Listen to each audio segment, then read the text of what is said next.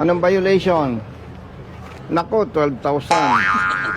Plus 5,000, 17,000. Plus 3,000. Unregistered, 12,000. Defective parts, 5,000.